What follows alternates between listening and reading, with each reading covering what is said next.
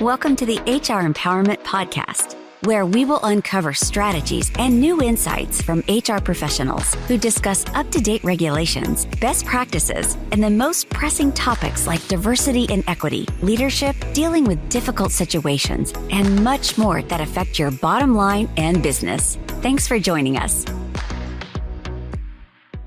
Hey everybody, Wendy Sellers here, the HR lady. Welcome back. We're here today with JC. Hey Wendy, it's a pleasure to be back here. Thank you so much for the intro. How are you? Fantastic. I can't complain down here in Florida. Oh, I've got tons to complain about up in New York, but we'll save that for another time. Hey Wendy, we do actually have a very special guest today, don't we? Yes, we do. Hey, without further ado, ladies and gentlemen, let's please welcome to the room, Nicole Griffin. Nicole, how are you today? I'm doing really well. Thank you. Oh, and I'm excited to be here. You're certainly more than welcome. If you could just tell us and the listening audience a little bit about yourself. Yeah, sure. I'm a human resources consultant, and I have experience working with fast growth startups, small and mid-sized companies in a variety of different industries. And I'm a generalist. So over the years, I've worked with all facets and functions of human resources. Unbelievable. Wendy, we do have a resident expert who's probably just about as experienced as you, if not more. I don't know. This could be a battle of HR mindsets here today. It's interesting. Like Nicole and I have worked on same clients together, and we both have a lot of experience, but it's different experience. And so it's awesome. You know, I'll call her like, hey, this is in your wheelhouse, or she'll call me and say the same thing. And that's the great thing about, you know, the community that I'm involved in is there's so many HR consultants, but we all know that we're not experts in everything, and we call the people who are. Well, one of our first topics here to kick things off, you know, growth, it happens really fast. And hiring the right people is vital. It includes proper onboarding.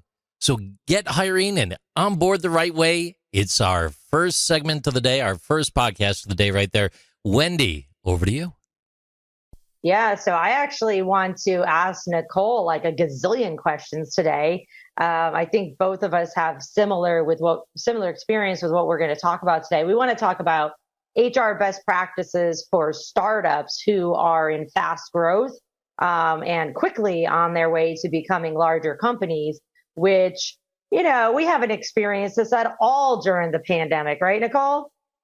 No, not at all.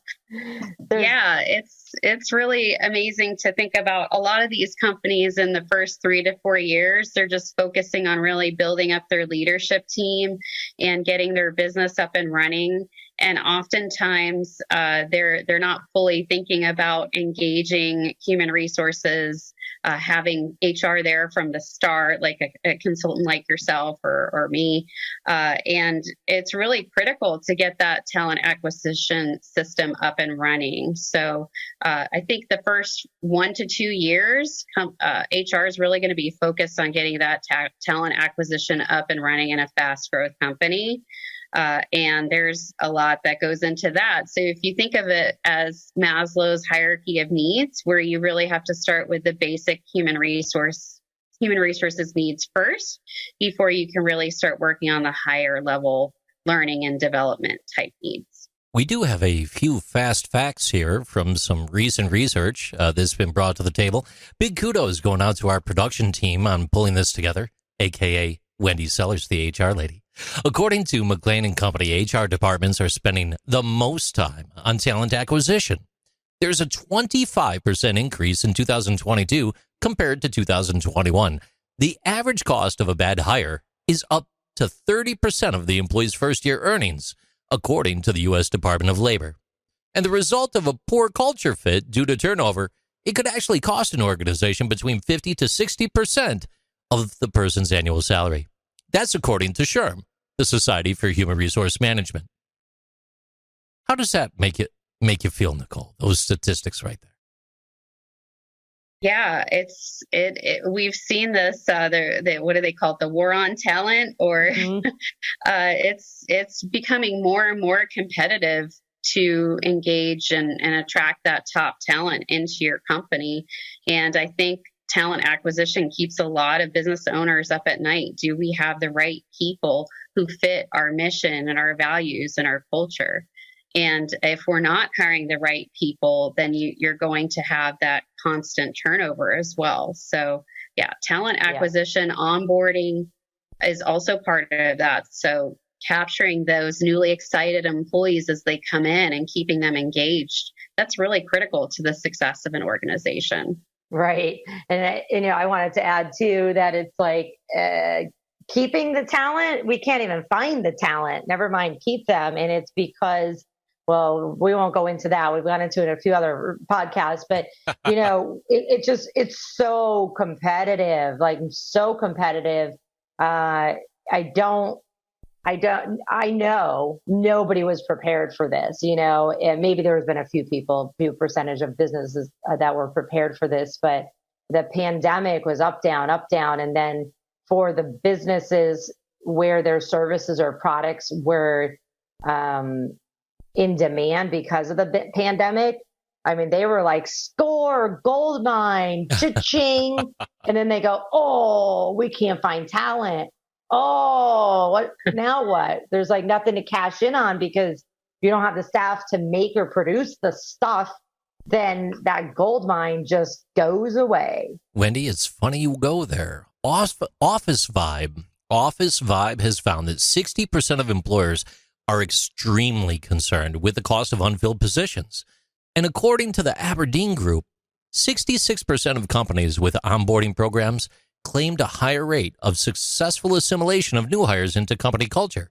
62% had higher time to productivity ratios, and 54% reported higher employee engagement overall.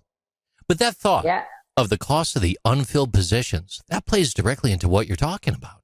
It absolutely is. And then I'm gonna ask some questions of Nicole on onboarding since that stat was there, but it really is. I was talking to a client yesterday who I'm helping fill a position, and I was like, hey, we need to go put this ads out in a few more places, that were relevant for that position. And they didn't disagree, but it was like, I got to get this approved by finance. And I'm like, well, let finance know that the position is going to remain unfilled until they pay for this $500 job ad. Because the candidates that I got right now are far and few between, not qualified. We need to go to this other place to find the ads. And so he's like, okay. He's like, can you put that in writing? Because he didn't really know he kind of knew what I was talking to. He's filling in for an HR lack of HR right now.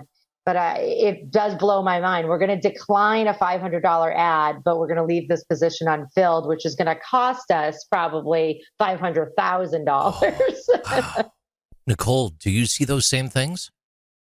Oh yeah, I've worked with clients who they couldn't open up start an online program because they didn't have the instructors to teach the program. So it definitely impacts that having that talent and finding the right talent, and that the job ads. Yes, the job ads are definitely, if you don't pay a certain amount these days, your ad isn't going to get noticed on some of these job sites. So it's, like Wendy said, you really do have to put that investment into your talent acquisition process and recruitment process. So real quick, while we have a little bit of time left in this first episode, going out to the both of you, whoever wants to take it first, and then whoever's second, well, if you're not first, you're last. So here it goes, okay?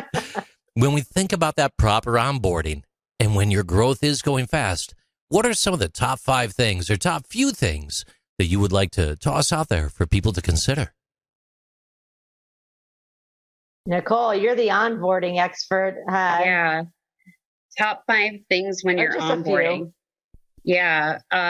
Definitely having a streamlined onboarding process. So after the recruitment and selection process is over, having it run smoothly into that onboarding process, making it engaging and fun, and keeping those candidates and future employees engaged before they start.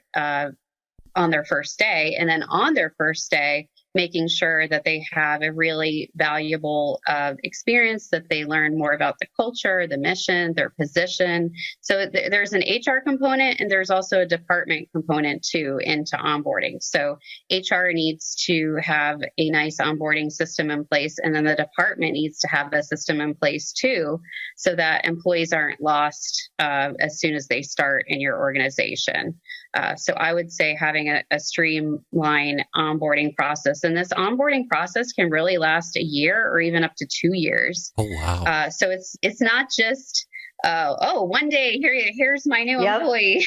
That's exactly what I was just going to say before we wrapped up episode 1 here is, people think onboarding is the first day or the first week. And it's like, no, that's just new hire paperwork, which, by the way, can be done by technology before they even start if they're a salaried employee or in the first couple hours. But yeah, really need to look at your onboarding practices and realize that it's not just the first day of hire or the first week. You need to get an expert involved, an expert like Nicole Griffin here that can help you get involved and say, let's fix the onboarding process, because we just spent a $1 billion, that's not a real number, to get this person in, and we want them to stay, and we want them to stay engaged.